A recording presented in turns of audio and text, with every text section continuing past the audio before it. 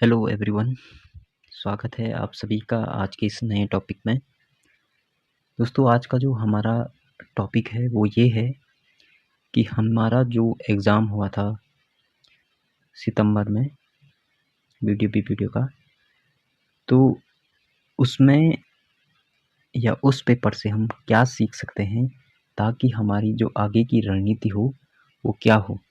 यानी कि हमारा जो मेन फोकस होगा वो ये होगा कि जो हमारे क्वेश्चंस हैं, अब जो आयोग नए तरीके के और जिस प्रकार के क्वेश्चन पूछ रहा है उनको कैसे समझ सकते हैं हम कि क्या आयोग या एग्जामिनर चाहता है हमसे, वो किस डायरेक्शन में क्वेश्चन को फ्रेम कर रहे हैं, ताकि हमको एक आइडिया लग सके कि हमको कैसे पढ़ना है और कितना पढ़ना है। सबसे बड़ी बात यह है कि अब जो पहले हम कहते थे कि वन डे एग्ज़ाम है और वन लाइनर एग्ज़ाम है, ये चीज़ पिछले जो 4-5 पेपर हुए हैं उन्होंने ये प्रूफ कर लिया है कि अब जो यूके ट्रिपल एससी का एग्ज़ाम है वो ना तो वन लाइनर रह गया है ना फैक्चुअल रह गया है।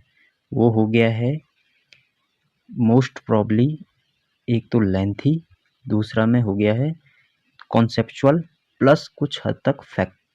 ज़्यादा नहीं, 5-10% फैक्ट, बाकी कॉन्सेप्ट कितने आपके तगड़े हैं वो पूछे जा रहे हैं। सबसे पहले हमको ये देखना है कि जो हमारा पोर्शन होता है, आप सबको पता है, आप सब अच्छी तैयारी में हैं, आप सबको ये पता है कि जो यूके ट्रिपल एससी का वीडियो का सिलेबस है उसमें मेन जो पोर्शन है वो कैसे कैसे डिवाइड हैं। जैसे अगर हम हिंदी की बात करें तो वो 20 नंबर की है एडिसिव। उसके बाद आती है हमारी जो उत्तराखंड है वो है 40 नंबर की, 20 और 40 60। इसमें 10 नंबर की रीजनिंग जोड़ लीजिए, हो गई 70, और 30 नंबर का हमारा जीके जीएस कंप्यूटर। ठीक है, तो हो गए आपके 100 नंबर।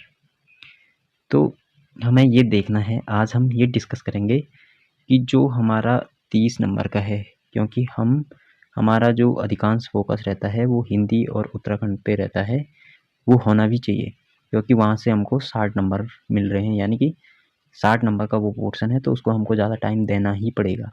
लेकिन जो हमारा ये 30 नंबर का है, 30 मार्क्स का है, ये भी एक बहुत बड़ा रोल प्ले करता है हमारे इन और आउट होने में, क्योंकि 30 नंबर एक बहुत बड़ा नंबर है। आपको पता है कि 0.5 से बच्चे रह रहे हैं, तो 30 नंबर तो ऐसा नहीं कह सकते ना कि 30 नंबर है हो जाएगा, 10 तो ला ही दूंगा। 10 नंबर से कुछ नहीं होगा भाई। अगर आपको सिलेक्शन लेना है तो 20+ 30 में से 20+ या 25+ तो बहुत अच्छा है। 22+ तो एनी हाउ चाहिए आपको इस पोर्शन से। तो हम ये देखने का कोशिश करेंगे कि इसमें किस प्रकार के क्वेश्चन फ्रेम हो रहे हैं और कैसे इन क्वेश्चनों को टैकल किया जाए। तो अगर मैं देखूं या मैं आपको बताऊं कि जो 30 नंबर थे वो कैसे डिवाइड थे हमारे इस बार। तो सबसे पहले अगर मैं देखूं तो मैंने यहाँ पे लिखे भी हैं, छोटा छोटा लिखा है, आपको समझ में आ जाएगा। जो हमारा ज्योग्राफी का पोर्शन था इस बार अच्छा पूछा गया था। बेसिक क्वेश्चन थे, कॉन्सेप्चुअल थे, और जिसने ज्योग्राफी अच्छे से पढ़ी है, बहुत हाई लेवल की नहीं भी पढ़ी है लेकिन कॉन्सेप्ट क्लियर हैं, तो उसने कर लिए होंगे ये जितने भी क्वेश्चन आए थे। तो ज्योग्राफी के जो क्वेश्चन थे वो पूछे गए थे 5 क्वेश्चन। इसी प्रकार जो पॉलिटी था उसमें भी 5 क्वेश्चन पूछे गए थे। हिस्ट्री, यानी कि हिस्ट्री में आप ये मानो मॉडर्न, मिडिएवल और एंशिएंट, इन तीनों की हिस्ट्री को मिला के 6 क्वेश्चन पूछे गए थे। इकोनॉमिक्स के 4 पूछे गए थे, कंप्यूटर से भी 4 थे, करंट के 4 क्वेश्चन थे। हालांकि वो करंट काफ़ी पुरानी थी, जनरली बच्चों ने जनवरी से पढ़ा था, लेकिन आ गया था 2024 के भी करंट आए थे। और फिर मिसलेनियस थे 2 क्वेश्चन, और कुछ एक आध क्वेश्चन छूट गए होंगे तो वो भी मिसलेनियस में ही, या 1-2 क्वेश्चन आपके इससे आए थे, एनवायरनमेंट से।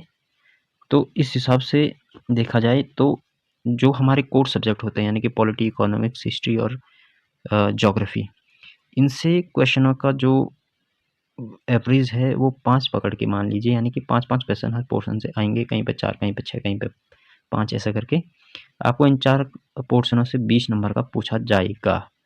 इतना आप एश्योर या श्योर हो सकते हैं कि इन सबसे 20 नंबर का आपको पूछा जाएगा। 20 नंबर, 20 का 22 भी हो सकता है, 20 का 18 भी हो सकता है। लेकिन अब यहाँ पे एक फैक्टर है कंप्यूटर। कंप्यूटर के क्वेश्चनों का जो नेचर है वो बहुत बदल चुका है। पहले की तरह आसान और या हम कहें प्रेडिक्टेबल क्वेश्चन अब नहीं आ रहे हैं। अब काफ़ी डीप और बहुत ही हार्ड क्वेश्चन कंप्यूटर में पूछे जा रहे हैं। अगर कोई 4 क्वेश्चन पूछ रहा है, 2 भी ठीक-ठीक कर रहा है तो बहुत अच्छी तैयारी है। क्योंकि इस हिसाब से जिस हिसाब से कंप्यूटर पूछे जा रहे हैं तो बहुत तगड़ी कंप्यूटर पूछी जा रही है। ठीक है? तो इसके लिए आपको क्या करना है, एक आधे घंटे का स्लॉट बना लो जहाँ पे आपको कंप्यूटर के वो टॉपिक पढ़ो जो आपने इससे पहले नहीं पढ़े हैं। बेसिक्स तो पढ़ना ही है, लेकिन उनको भी पढ़ो जो आपने नहीं पढ़े हैं। जो जैसे इस बार आए हैं हम जो आपने देखा होगा लेयर वाला मॉडल है, आईएसओ मॉडल, उसको पढ़ते हैं, लेकिन हम इतने डीप नहीं जाते हैं कि कौन सी लेयर में क्या है, यानी कि कौन सी लेयर में कौन से वर्क होता है, कौन-कौन से प्रोटोकॉल उसमें यूज़ होते हैं, इतना डीप नहीं पढ़ते हैं। सिंपली हम लेयर को पढ़ते हैं, उनका सीरीज़ देखते हैं कि किस ऑर्डर में होती हैं और जनरली यही होती हैं। थोड़ा बहुत टोपोग्राफी पढ़ लेते हैं और इसी तरह से टोपोग्राफी कह रहा हूँ मैं, टोपोलॉजी पढ़ लेते हैं और इसी तरह से जो मेन पोर्शन है उसको पढ़ लेते हैं। लेकिन अब चेंज हो गया है काफ़ी सिलेबस और जो पूछने का तरीका है वो काफ़ी बदल चुका है। तो इस हिसाब से आपको पढ़ना है। पॉलिटी के बेसिक क्वेश्चन आ रहे हैं, लेकिन मैं यहाँ पे ये भी कह रहा हूँ, अगर री-एग्ज़ाम हमारा होगा तो उसमें मुझे लग रहा है कि क्वेश्चन थोड़ा हार्ड आ सकते हैं, क्योंकि हार्ड और डीप क्वेश्चन आएंगे। तो उस हिसाब से आपको अपने बेसिक मजबूत करना पड़ेगा। और जैसे इस बार ज्योग्राफी में था, तो ज्योग्राफी में ज़्यादातर क्वेश्चन जो है जो पूछे गए थे वो ये मान लो कि काफ़ी कॉन्सेप्चुअल थे, फैक्चुअल नहीं थे। जैसे आप ये क्वेश्चन नंबर 2 ही देख लो, जो युति और व्युति के बारे में पूछा गया है, जिसको 6G भी बोलते हैं। तो ये अगर किसी ने थोड़ा भी इधर का उधर हो जाता, मान लो किसी को कॉन्सेप्ट मिस हो गया, तो गलत होने के चांसेस बढ़ जाते हैं। ठीक है? इसी प्रकार आपने ज्योग्राफी के और भी क्वेश्चन थे इसमें। जैसे इसमें एक क्वेश्चन था ये 9th वाला, जिसमें जो परिकल्पनाएं दी गई हैं या हाइपोथेसिस बोलते हैं जिनको, वो दी गई हैं कि कौन किसका है। तो कई बार क्या होता है, हम पढ़ तो लेते हैं लेकिन याद नहीं रहता है, या नाम ऊपर का नीचे, नीचे का ऊपर हो जाता है। तो ये चीज़ें बहुत डीप पढ़नी पड़ेगी और अच्छे से पढ़नी पड़ेगी। हो सकता है अगली बार इन जो हाइपोथेसिस दे रखे होंगे आगे, इनकी जो लाइनें हैं, कौन से हाइपोथेसिस में क्या कहा गया है, शॉर्ट में दे दे और कह दे कि किसने कहा है या किसने माना है। जैसे बोल दिया भाई द्वैतारक परिकल्पना में क्या है, या निहारिका परिकल्पना में कुछ दे दिया आगे से, तो वो चीज़ें पढ़नी पड़ेंगी।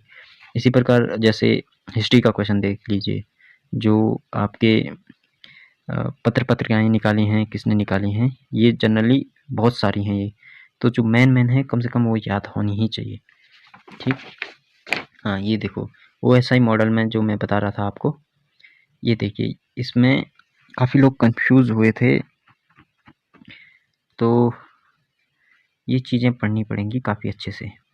ज्योग्राफी का एक और क्वेश्चन देख लीजिए, प्लेट टेक्टोनिक्स से पूछा गया है, आइसोस्टेटिक्स से पूछा गया है। तो ये चीज़ें जो होती हैं ये कॉन्सेप्चुअल हैं। ज्योग्राफी तो पूरा कॉन्सेप्चुअल ही है, लेकिन पढ़ना पड़ेगा कॉन्सेप्ट के हिसाब से ना।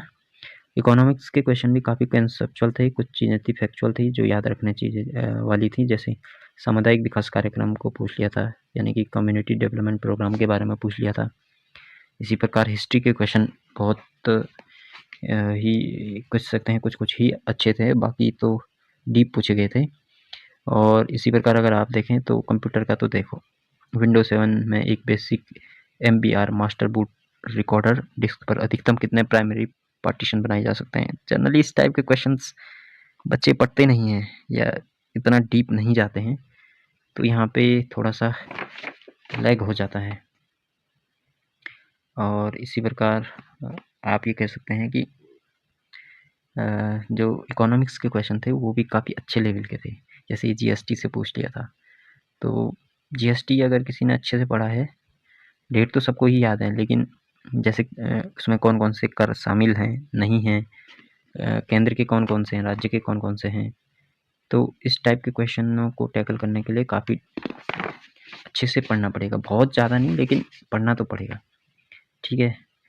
तो कुछ करंट के क्वेश्चन थे वो काफ़ी पुराने थे, लेकिन मैं ये कह रहा हूँ कि अगर आप मान लो आपके करंट के 4 क्वेश्चन आ रहे हैं, आपको 2 भी आते हैं तो बहुत अच्छा स्कोर है। लेकिन आपकी जो स्टैटिक पोर्शन है, जहाँ से आपको 20-22 नंबर का आ रहा है, वहाँ से अगर गलती हुई तो काफ़ी नुकसान हो सकता है उस चीज़ का। तो स्टैटिक्स को मजबूत रखिए, जो आपका स्टैटिक वाला पोर्शन है वो मजबूत रखिए। करंट पे भी फोकस करिए, पर उतना नहीं जितना मुझे लगता है कि स्टैटिक्स पोर्शन पे ज़्यादा करना चाहिए।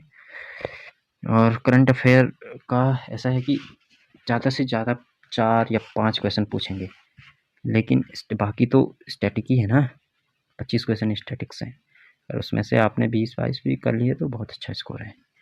तो आज के लिए इतना ही, कल उत्तराखंड और रीजनिंग और हिंदी का देखेंगे। Thank you very much for watching this video.